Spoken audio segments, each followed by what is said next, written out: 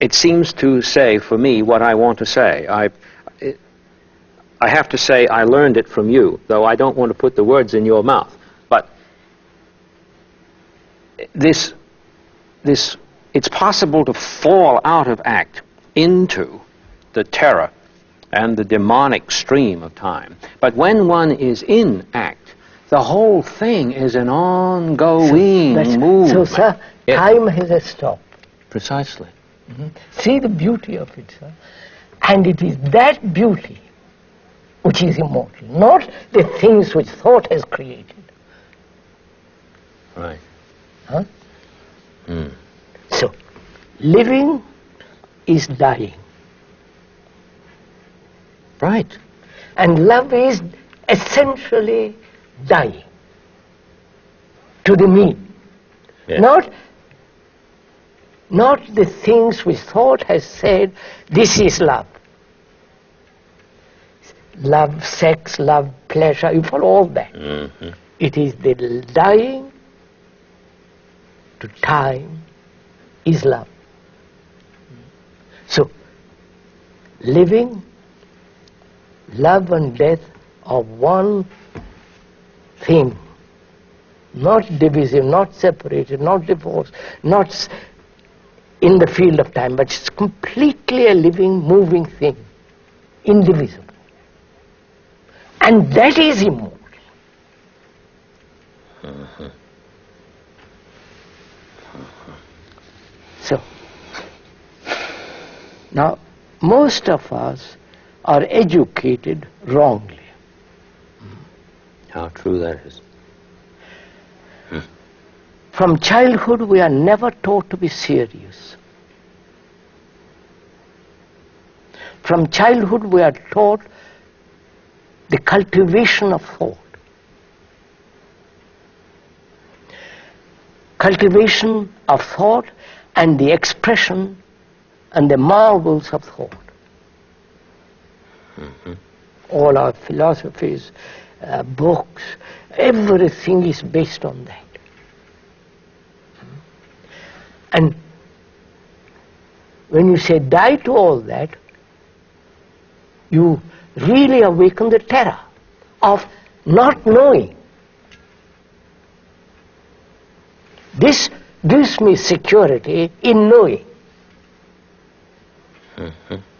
Then knowledge becomes the field of my safety.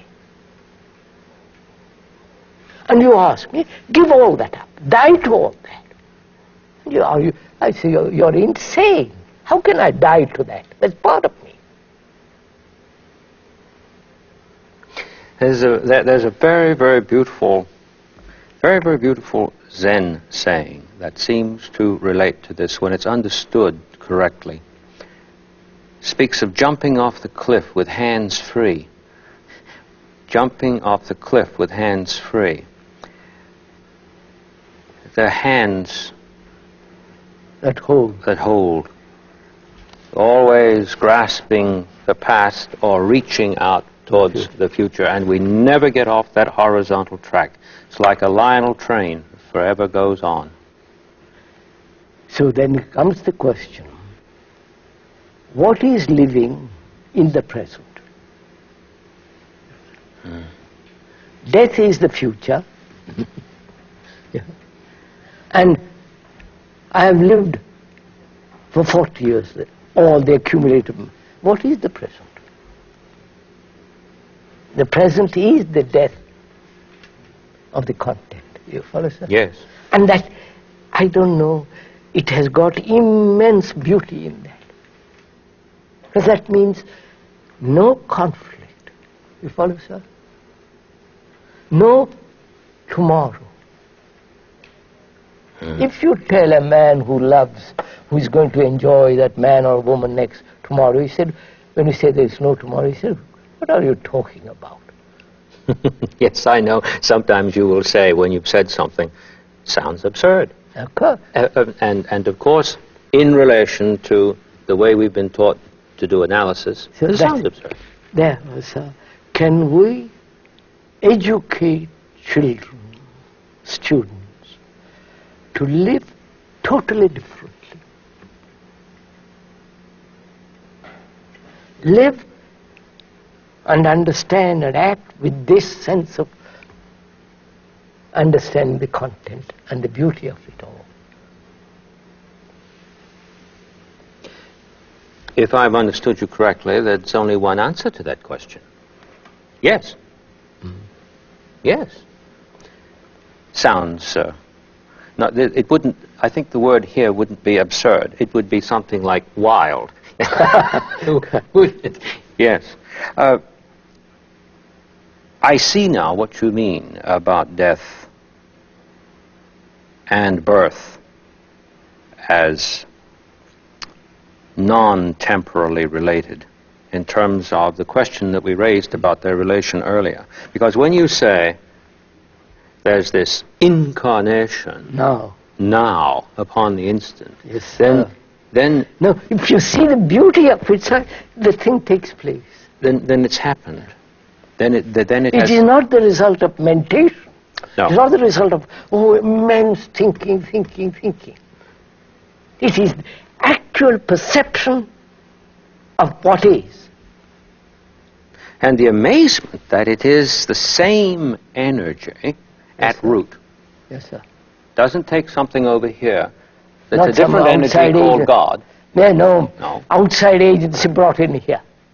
It is the same wasted energy, dissipated energy, which is no longer dissipated.